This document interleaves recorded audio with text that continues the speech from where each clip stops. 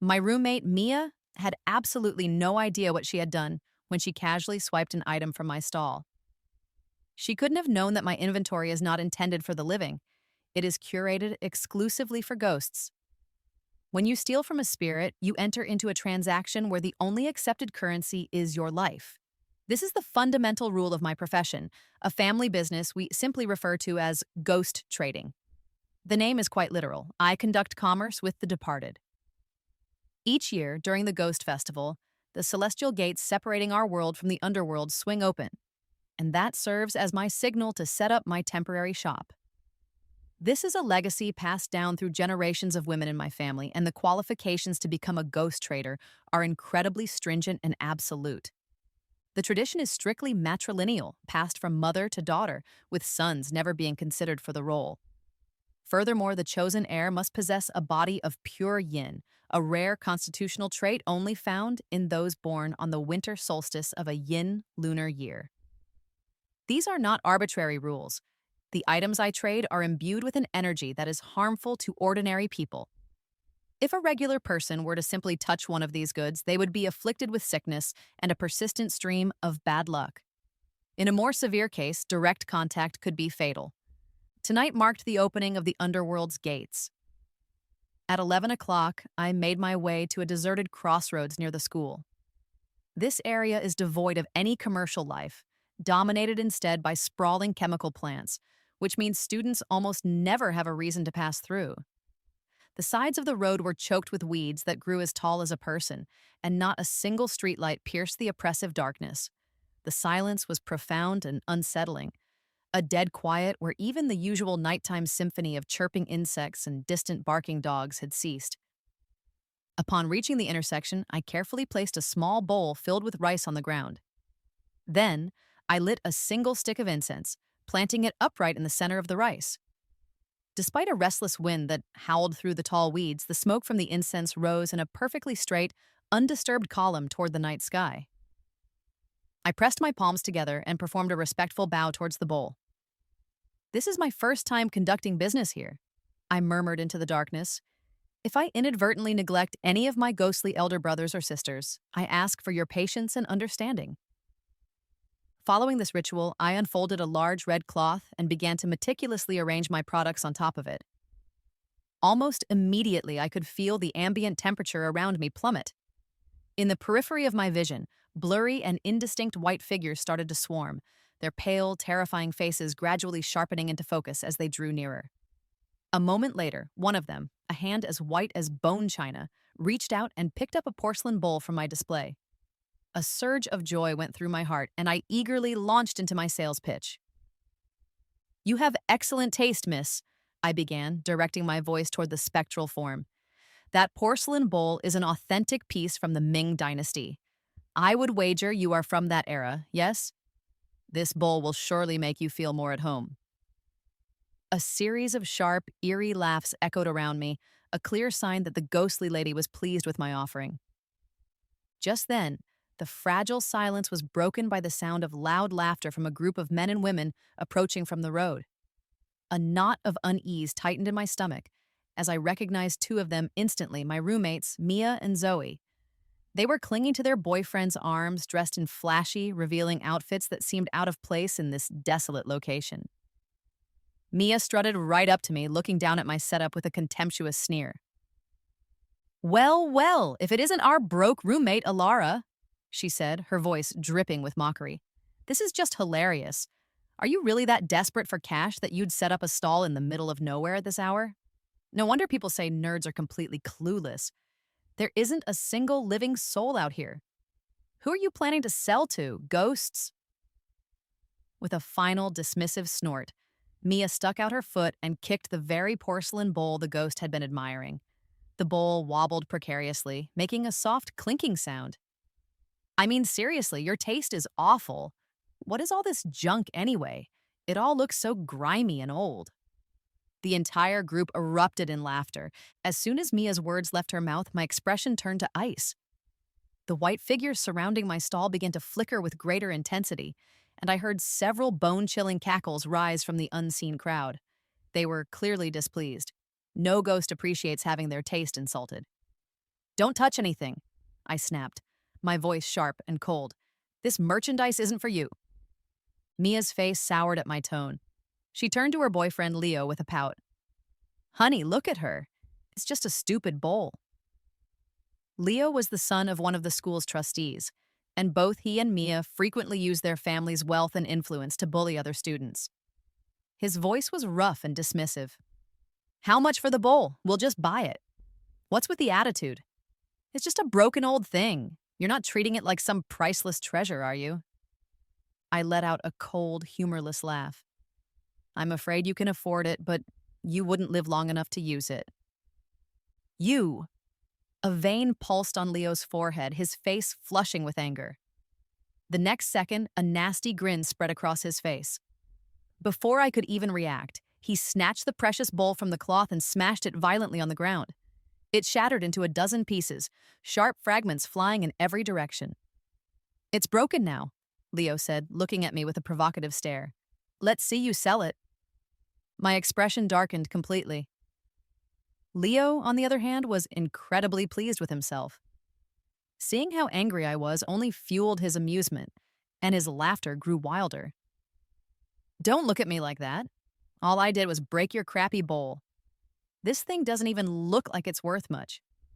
I'll give you $500. That's more than enough, right? Anyway, you poor people are just scum, the insects of society. And money is the one thing I've got plenty of. He casually pulled a wad of cash from his pocket, peeling off $500 and throwing the bills directly in my face. A chilling gust of wind blew past, scattering the money across the dusty ground. It was far too dark for any of them to see the thick, nearly black blood that was now oozing from the shattered pieces of the porcelain bowl. My first thought was a simple, grim certainty. He's a dead man. Ilara, your family's pretty poor, right? You'd better hurry and pick that up, Zoe sneered from the side. $500 is probably your entire month's allowance, isn't it? She had no idea that a ghost had already drifted to stand right beside her, its bloodshot eyes staring at her with intense malice. Achoo! Zoe suddenly sneezed, wrapping her arms around herself. Why do I feel so cold all of a sudden? She mumbled, but her question was lost in the group's ongoing mockery. Seeing my blank, unresponsive expression, Mia came up with another malicious idea. Her eyes darted around my stall and landed on a small plate of steamed buns. These buns actually smell pretty good, she declared. I'm a little hungry right now. Ilara, you wouldn't mind if I had one, would you? Those buns are already spoken for. You can't eat them, I said coldly. If a living person consumes food meant for the dead, they will die. There are no exceptions to this rule. Why can't I eat them? I'll pay you, isn't that enough? It's just a few stupid buns. I'll take them all, Mia retorted impatiently. She quickly snatched the buns from the plate and, before I could stop her, stuffed one into her mouth. Delicious!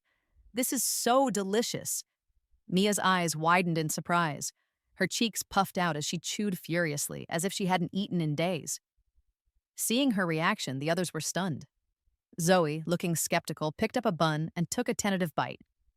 Is it really that good? But soon, she too was devouring it with the same ravenous energy, as if she were eating the most exquisite delicacy in the world. In a matter of moments, the four of them had eaten every last one of the 4 buns from my stall. They were completely oblivious to the fact that, as they gobbled down the food, pale, ghostly faces were now perched on their shoulders, glaring at them with an expression of absolute, undiluted hatred. Mia let out a satisfied burp and licked the corner of her mouth, unaware of the small trickle of blood that seeped from between her teeth. Look at your gloomy face. You'd think I ate something expensive. Fine, the buns are what, $2 or $3 each? I'll give you $10 a pop. How about that? She said mockingly, wiping her mouth. We ate 4 of them, so I'll Venmo you 40. A moment later, a transfer notification from Mia popped up on my phone. I calmly returned the money. Ilara, what's your problem? You think that's not enough for a few crappy buns? Are they really worth more than $40? Zoe said, looking annoyed. I conduct business with the dead, I explained flatly. Now that you've eaten their food, that money is not for me to collect. The price isn't paid in money. It's paid with your lives. You have 3 days. If you have any last words for your families, you should probably start preparing them.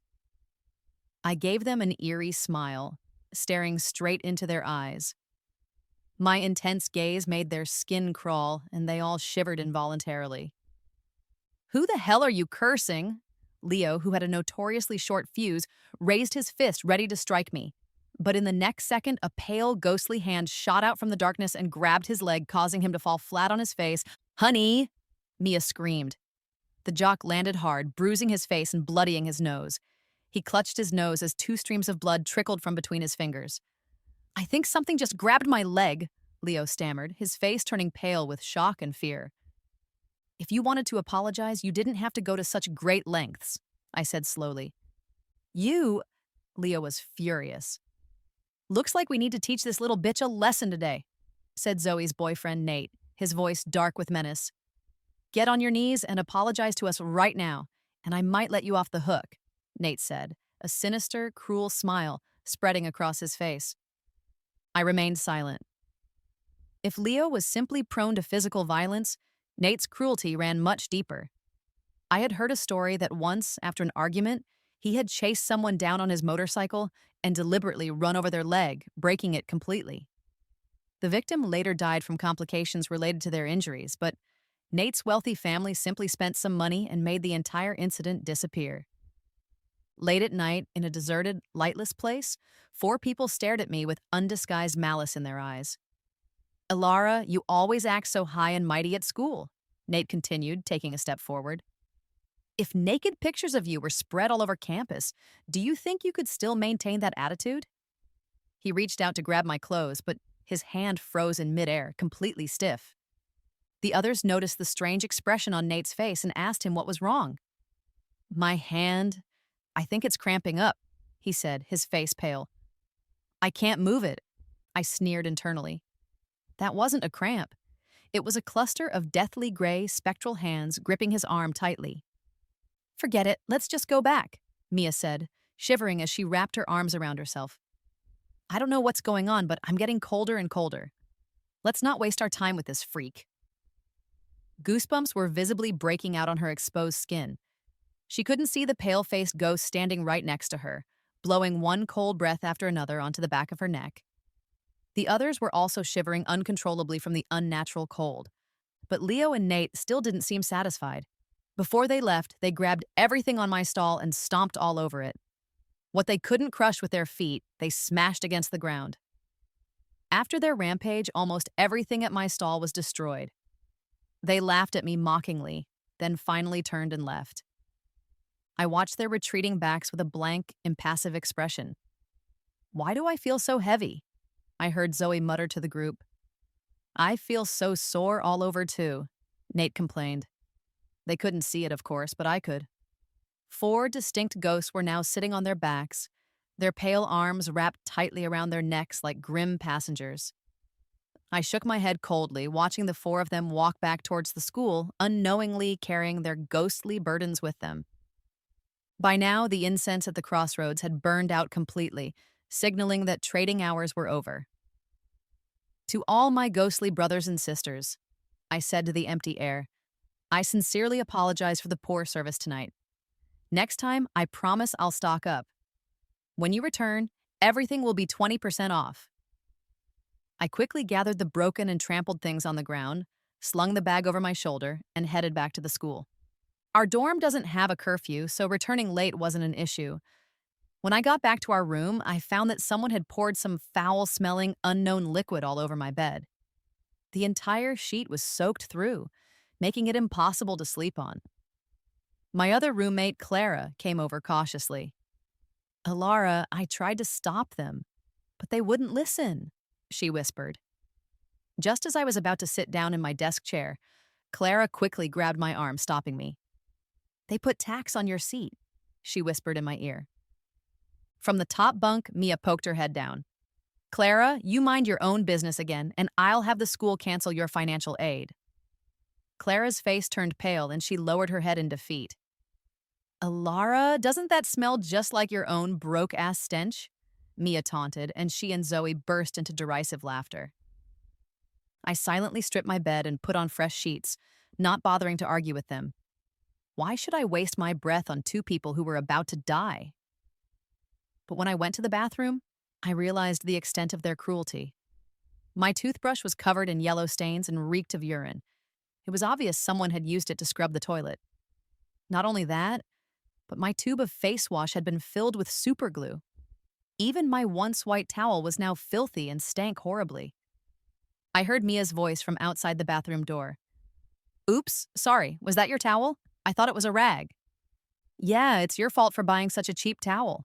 We just used it as a rag, Zoe added, her voice full of false innocence. I didn't feel angry or even annoyed. I walked out of the bathroom and gave them a slight, knowing smile. Are your shoulders getting heavier, more and more sore? Mia and Zoe exchanged a look, a flash of suspicion on their faces. How did you know? Mia asked, rubbing her shoulder, her expression turning ugly. The corners of my mouth turned up. The two ghosts they had brought back from the crossroads were now clinging tightly to their necks, their pale, ashen faces almost touching theirs. Of course, they couldn't see them. They could only feel the heavy, persistent ache that had settled deep in their muscles. I already told you, I said calmly. You should have your families start preparing for your funerals. Mia and Zoe's faces changed instantly, twisting into masks of extreme nastiness. The next second, a glass tumbler came flying directly at my face. If I hadn't dodged in time, my head would have been split open. Elara, you've always been so dramatic. Do you really think you can scare me with that superstitious crap in this day and age? Mia sneered. I shook my head helplessly. If you begged me sincerely, maybe I could go and plead your case with the powers that be. Beg you? Mia laughed as if I'd just told the funniest joke in the world. Zoe snorted. In your dreams. Well then, I said with a final chilling smile. I hope you both have a good night's sleep. Normally, a living person is protected by 3 spiritual flames that keep ghosts at bay. For a ghost to possess a person, it must first extinguish 2 of those flames, which are located on the shoulders. The final, most important flame is on the forehead. Once the fire on the forehead is extinguished, the person can no longer live. Because of this, these ghosts wouldn't kill them immediately. Instead, they would slowly terrify them, weakening their life force until all 3 flames could be blown out. Tonight was undoubtedly going to be an agonizing night for Mia and Zoe. Sure enough, in the middle of the night, Annie was awakened by Mia's terrified screams. With her eyes squeezed shut, she was flailing her arms wildly in the air, shouting, "It hurts! It hurts!" Her screams quickly woke everyone else in the dorm. Stacy turned on the light and rushed to ask her what was wrong. Drenched in a cold sweat, Mia opened her eyes and gasped for breath. I just felt someone grabbing my hair, pulling it over and over again, really hard, like they were trying to rip my scalp off. After she spoke, she glanced at her pillow and then pointed at it in absolute terror. There's really hair. Someone was really pulling my hair. Scattered across Mia's white pillowcase was a large, tangled clump of black hair. Some of the strands were still bloody at the roots, clearly torn out by force. Zoe's face filled with fear. Mia, were you sleepwalking? There's no one else in the dorm. I yawned, enjoying the unfolding drama from my bed. I dreamed about a terrifying woman, Mia said, her voice trembling. She was leaning over my bed, pulling my hair again and again. I couldn't see her face, but I could feel this overwhelming terror. She said I took something of hers so she'd take my hair as payment. Suddenly, as if remembering something, she shot up and pointed a shaking finger at me. Elara, did you do something to me? You told me to have a good dream right before I went to sleep. You must have done something. Mia lunged at me like a mad woman, but I dodged her easily. Mia, I was just saying something nice. Should I have wished you a nightmare instead? Her face was a mask of pure fury. Zoe grabbed her arm, trying to calm her down. Mia, just go back to sleep. You just had a nightmare. You probably pulled the hair out yourself. Zoe pointed to Mia's hand where a few strands of hair were tangled in her fingers. Yes, I must have done it myself. It must be, Mia said, her face pale, trying to convince herself. But she didn't see the ghost perched on her back, gleefully grabbing handfuls of her hair and stuffing them into its mouth. Later that night, I was woken from a deep sleep by a strange chewing sound. It was a slow, deliberate gnawing, as if someone were taking small, methodical bites of something tough. I cautiously opened my eyes and saw a dark figure hunched over Zoe's bed. It hurts. It hurts so much, Zoe moaned, her face contorted in her sleep. She was covered in sweat, clearly in great pain. I peeked my head out from under my covers just enough to see what was happening, and I had to stifle a gasp. A ghost was crouched at the foot of Zoe's bed, methodically gnawing on her left leg. The leg was already a bloody, mangled mess. Yet she couldn't wake up, because another male ghost was sitting by her head, pressing its hands firmly over her eyes. The two ghosts seemed to notice my gaze. They turned their heads with excruciating slowness, their mouths splitting open into grotesque grins that stretched from ear to ear. I quickly pulled my head back under the covers. To be honest, even I was a little shaken by the gruesome sight, but I had warned Mia and the others not to touch my things. They were simply reaping what they had sown. The next morning, the look on Mia and Zoe's faces nearly gave Clara a heart attack. "Why do you two look so awful?" Clara asked, her eyes wide with concern. I could see a dark, heavy aura shrouding both of them. It was clear they didn't have much time left. Zoe clutched her left leg, her voice weak. "I don't know what happened last night, but my leg is killing me now." Clara covered her mouth in horror. "Zoe, why is your left leg so much thinner than your right?" Zoe's left leg could only be described as skin and bones. The entire limb was so shriveled and atrophied that it looked like nothing but a skeleton's leg remained under the skin. Zoe looked down and let out a piercing scream. "My leg! What's happening to my leg?" I looked at her calmly and said, "Last night, a ghost ate the flesh from your leg. That's why it looks like that. You ate their food, so naturally you have to pay for it with something of your own." Zoe's lips trembled, her face a deathly pale mask of fear and disbelief as she stared at me. Just then, Mia also let out a scream. She ran to the mirror and immediately burst into tears. "My hair! The hair on top of my head is gone!" A large, perfectly circular patch of hair in the center of her head had completely vanished, leaving her with a bald spot that made her look both ridiculous and pitiful. You have to understand, Mia cared more about her hair than almost anything else. She spent at least an hour every single day on hair care. It was only then that they began to truly believe what I had been telling them. After all, a person doesn't just change so drastically overnight. Mia walked up to me, her body trembling. "Alara, is what you're saying really true? The stuff at your stall last night was it really for ghosts?" When I simply nodded, Mia's face contorted with fury. "Aha! You were trying to hurt us all along, weren't you? If it was for ghosts, why didn't you stop us?" Zoe was even more furious. She lunged forward to hit me, but before she could get close, her withered left leg gave out from under her, and she collapsed to her knees on the floor. I replied with a blank expression. "First, I specifically chose a deserted place to set up my stall last night to avoid people like you. Second, I explicitly told you not to touch or eat anything. This is just the first day. The spiritual flames protecting you haven't been completely extinguished yet. If you beg me nicely, I might still be able to save you." Mia bit her lip, shooting me a glare full of hatred. "You want me to beg you? Dream on. So what if I've run into some ghosts? My dad is a successful businessman. He knows plenty of powerful people. Zoe, we don't need to beg her. My dad will take care of this," she said, her arrogance returning. Without another glance at me, they hobbled out of the dorm. Only Clara and I were left in the room. She asked me cautiously, "Alara, can they really get rid of those ghosts?" I just shrugged my shoulders and said nonchalantly, "Who knows?" I never expected that as soon as Clara and I arrived at our first class, we'd see a huge, chaotic crowd gathered outside the classroom.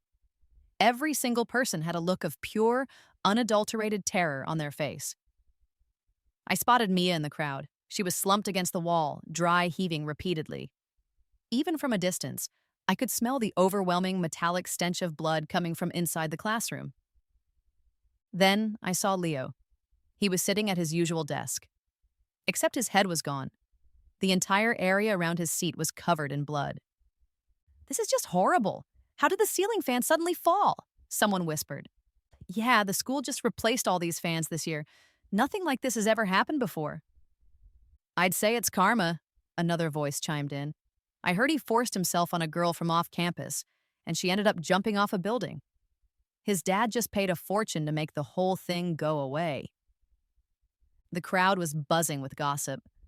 Clara grabbed my arm, her hand shaking. The video is already all over the school's group chat, she said in a panicked whisper. I opened the chat on my phone, and sure enough, there was a gruesome video of the incident. Others couldn't see it, but I saw it with crystal clarity. A ghost was sitting on the rapidly spinning fan blades, staring down at Leo with an expression of venomous hatred. It tugged at the fan's base again and again with relentless force, until it finally ripped the entire apparatus from the ceiling. The next moment, blood splattered everywhere. Leo's head rolled onto the floor, his eyes wide open in a permanent state of shock. I frowned. Normally, the ghosts shouldn't have been able to kill their targets until the third day. But this was only the second day. I took a closer look at the ghost in the video and realized it wasn't one of the spirits I had seen at my stall last night. This was a female ghost with a completely unfamiliar face. I suddenly remembered the rumor about the girl Leo had assaulted. This female ghost had probably been lingering near him all along, but his life force was too strong, so she couldn't get close. Last night, the ghost from my stall had latched onto him, greatly weakening his spiritual energy. That's what gave the vengeful female ghost the opportunity she needed to finally get her revenge. I sighed and was about to pull Clara away from the gruesome scene, but then Mia, in the crowd, spotted me. She stormed up to me, her face contorted with rage, and raised her hand to slap me. Others quickly held her back. "She's the one who killed my boyfriend! She's the one who brought the ghosts!" Mia shrieked, staring at me with pure hatred. The people around her started to look at her strangely, as if she were crazy. I heard Mia has been bullying Alara constantly. She even put acid in Alara's water bottle once. Someone whispered. Luckily, Alara found out before she drank it. Holy crap, that's attempted murder. What can you do? They all have rich dads. Mia shot a vicious glare at the gossiping crowd, successfully silencing them. Alara, don't think this means I'm scared enough to beg you. But the next second, another commotion erupted from the floor below. I stuck my head over the railing to see what was happening. Zoe's boyfriend, Nate, was running frantically through the crowded hallway as if he'd seen a ghost. There's a ghost! There's a ghost on me! Can't you see it? He screamed, looking terrified and completely deranged. The people around him just stared, bewildered, treating him like a lunatic. Only Mia and Zoe's faces were deathly white with understanding. I leaned in close to their ears and whispered, "What do you think he's seeing?" Mia shuddered violently. I could see a male ghost clinging tightly to Nate's legs. The ghost was muttering over and over again, "Give me back my legs! Give me back my legs!" The next moment, there was a horrifying bone-crunching sound that echoed through the hall. Nate let out a blood-curdling scream. Both of his legs had been snapped, seemingly out of thin air. The bones were even sticking out through his skin. Everyone was horrified by the gruesome, unnatural sight. But Nate, despite the agony contorting his face, actually reached down and tried to pull his own splintered leg bones out. Alara, it wasn't enough for you to kill Leo. Now you've killed Nate too. I'm going to kill you. Zoe charged at me like a wild animal, but she was quickly restrained by onlookers. I looked at them coldly. The aura of death surrounding Zoe and Mia was even thicker now, a dark, suffocating shroud. That night, Mia actually managed to hire a group of self-proclaimed exorcists. These men were dressed for the part, carrying all sorts of ritual tools like peachwood swords and bells. Mia stood before them and announced arrogantly, "Whoever can get rid of the ghost for me, I'll give them $1 million. Zoe immediately chimed in, "I'll add another 500,000. Hearing this, the exorcist's eyes lit up with greed. Mia pointed a finger at me. "She's the one who summoned those ghosts." I leisurely sipped my rice milk coffee, giving the so-called exorcists a nonchalant glance. One of them, presumably the leader, walked up to me and looked me over with contempt. "Miss Mia tells me you're the one doing business with ghosts. How ridiculous. The ghost trader profession died out 100 years ago. A woman who can be a ghost trader must have a body of extreme yin and possess powerful spiritual energy to even qualify. You look like nothing more than a little girl. I bet you've just used some dark arts to bully Miss Mia and Miss Zoe, haven't you? He said with a cold snort. I found the whole situation rather amusing and took a light sip of my coffee. Then can you see the ghost that is currently covering your eyes right now? The exorcist's face changed. Nonsense! But the next second, his expression filled with terror. Why can't I see? Why is it so dark all of a sudden? I can't see anything. He frantically pulled out various yellow talismans, scattering them in every direction as if they were free samples. But he just couldn't see the ghost that was now sitting on his neck, cackling as it held its hands over his eyes. At that moment, all the exorcists began to panic. The dorm room window, which had been open, suddenly slammed shut with a deafening bang.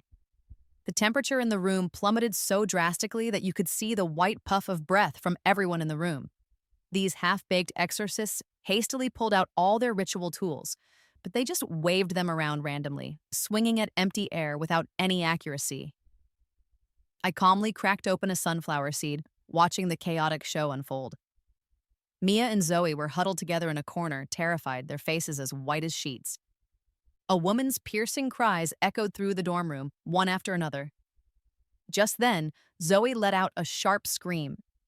She was suddenly lifted into the air as if an invisible hand had grabbed her by the hair and yanked her upwards.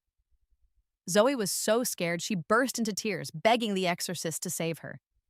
But by now, all the exorcists had their vision completely obscured by ghosts and were just spinning around in place, utterly useless. Seeing this, Mia was also scared stiff.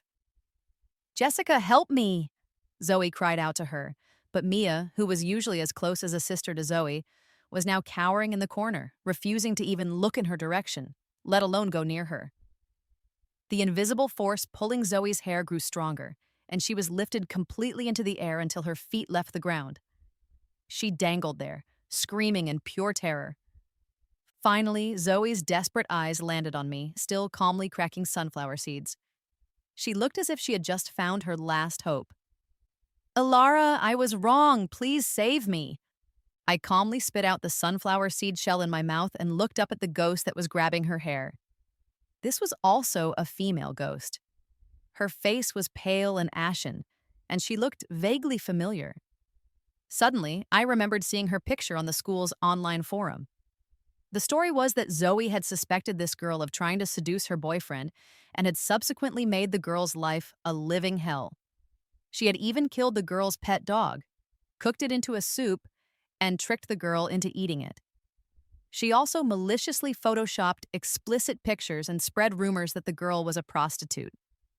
Finally, the girl couldn't take the torment anymore and, in a state of complete mental breakdown, hanged herself. Looking at Zoe's pleading eyes, I said very calmly, "Vengeful spirits are seeking what is due to them. The living should stay out of it. If you had sincerely admitted you were wrong before all of this, I might have been able to save you. But now, the debts have come to be collected. The protective flames around you have been extinguished, and the vengeful souls who didn't dare approach you before are now here to claim your life. Save me, you damn bitch, save me!" Zoe didn't seem to hear a word I was saying and instead started cursing at me viciously. I sighed and shook my head. The next second, the window flew open with a violent crash. Zoe was dragged by the unseen force, her body half hanging out the window into the night air. She screamed in terror, "Mia! Mia, come and save me!" But Mia was huddled in the corner, shaking like a leaf, too paralyzed by fear to move. Zoe didn't even last a minute before she was instantly pulled down from the window. I heard the dull, sickening thud of a heavy object hitting the ground below. I walked to the window and looked down. Zoe was lying in a rapidly spreading pool of her own blood, her body twisted into a grotesque posture. Her eyes were bulging in terror, as if they were about to pop out of their sockets. Mia, having witnessed Zoe's gruesome death firsthand, was so scared she wet her pants. Now she finally believed everything I had said. She glanced at the exorcists, who were still being led around in circles by the ghosts, and then, with a deathly pale face, she crawled on her hands and knees towards me. "Alara, I know I was wrong. I shouldn't have taken the things from your stall. Please, save me," she begged, clinging to my leg. her face a mess of snot and tears. I looked down at her coldly, completely unmoved. I'll give you any amount of money you want. When I called you a broke ass, it was because I was jealous of you. I was jealous that you got better grades than me and that you're prettier than me. I was even jealous that all the guys at school liked you. I'm really, truly sorry. I shouldn't have bullied you. Please save me. I really don't want to die. I'll never do it again. I'll be a good person. Mia wailed, her words tumbling out in a desperate torrent. I frowned and sighed lightly. Although Mia was a despicable person, she was still a living being. I noticed that the two spiritual flames on her shoulders had already been completely extinguished by the ghosts. Countless pale, ghostly faces were now materializing in the air around her, greedily eyeing the last flickering flame on her forehead. If you are sincere about atoning for your sins, I'll teach you a way, I said, my voice even. From now on, you must apologize and offer compensation to every single person you have ever bullied. And tonight at midnight, you must prepare 10 times the amount of offerings you consumed and place them at the crossroads to compensate those spirits. When Mia heard this, she nodded her head frantically like a chicken pecking at rice. I'll do it. As long as I can live, I'll do anything. My tone shifted, becoming hard as steel. But there's one condition. You must not have any blood debts on your hands. Otherwise, even I can't save you. A flicker of guilt, quick as a hummingbird's wing, crossed Mia's eyes, but she quickly masked it and nodded vigorously. After the useless exorcists finally left, the dorm returned to its usual quiet. Mia was genuinely terrified and did exactly as I had said, going around and apologizing to everyone she had ever bullied and promising them generous compensation. However, none of her former victims were buying her act. After all, the things Mia had done in the past were truly vile and not easily forgiven. Mia barely made it to midnight and then went to the crossroads at the school entrance, laden with offerings. I followed a short distance behind her. The night was terrifyingly silent. Mia had prepared 10 times the amount of offerings, just as I had instructed. Is this enough? She asked, her voice trembling with fear. I stared directly into her eyes. Are you sure you don't have blood on your hands like Leo and Nate did? Mia nodded quickly. I just like to bully people a little. I've never killed anyone. Seeing how certain she was, I took a deep breath and forced open the gates of the underworld. As soon as the spectral gates opened, countless ghostly white figures appeared from the shadows. The offerings laid out on the ground began to disappear at an astonishing rate as countless ghosts scrambled to claim them. Although Mia couldn't see the spirits themselves, she could see the food and incense steadily vanishing. She breathed a palpable sigh of relief. Alara, have they forgiven me? But I just shook my head slowly and pointed at her back. Clinging to her back were several infant spirits, their faces twisted into terrifying, ancient visages. These infants were letting out ear-piercing, silent cries that I could hear in my soul. Are you sure you don't have any blood debts? I asked again, my voice flat. Mia's face froze. In that instant, I saw the final flame on her forehead go out. The next moment, the infant spirits' faces twisted into eerie, triumphant smiles. They opened their mouths, revealing rows of sharp, needle-like teeth, and began tearing at the flesh on Mia's body. Mia couldn't see them and screamed in agony and confusion. Alara, something is biting me! A chunk of flesh, skin and all, was ripped cleanly from her leg. The pain was so intense, it almost made her pass out. Ilara, you liar! Didn't you say they forgave me? She shrieked, glaring at me with pure, unadulterated venom. My face was icier than ever before. They may have forgiven you for eating their buns, I said coldly, but you lied to me. You have more than one blood debt on your hands. These infant spirits, I suspect you killed them when they were alive. They've come to claim your life. Seeing the bloody, gory scene unfolding before me, I couldn't help but turn away. At first, Mia could still scream curses at me, but her voice grew weaker and weaker, eventually fading into nothing. When there was no sound at all, I turned back around. Mia's eyes were wide open in a silent scream, but there was not a single piece of intact flesh left on her body. The ground was covered in shredded meat and blood, a truly horrifying sight. The infant spirits were suddenly enveloped in a soft golden light, and then they contentedly crawled towards the slowly closing gates of the underworld. Finally, the gate vanished from my sight, and the crossroads returned to its silent, desolate state. I sighed and shook my head, then returned to the school. 3 days later, I finally found out where the infant spirits that clung to Mia had come from. The police, acting on a tip, found the skeletons of 3 newborn babies buried in the garden of Mia's family home. It turned out that Mia had always been terrified that the children her stepmother gave birth to would steal her place in her father's heart and her inheritance. So, every time her stepmother had a child, when no one was looking, she would secretly kill the baby. I heard that one of the babies had died the most gruesome death. Mia had deliberately thrown it to a pack of wild dogs. The other 2 children were also intentionally drowned by her. Apparently, Mia never let outsiders manage the garden, so not even her own father suspected that his daughter could be so monstrously cruel. The reason the police found the bodies was because Mia's stepmother, driven mad with grief, suddenly claimed to hear a baby crying in the garden late one night and called the police in a panic. After this whole ordeal, Clara and I were moved to a new dorm. Our new roommates are friendly and kind, and we get along very well.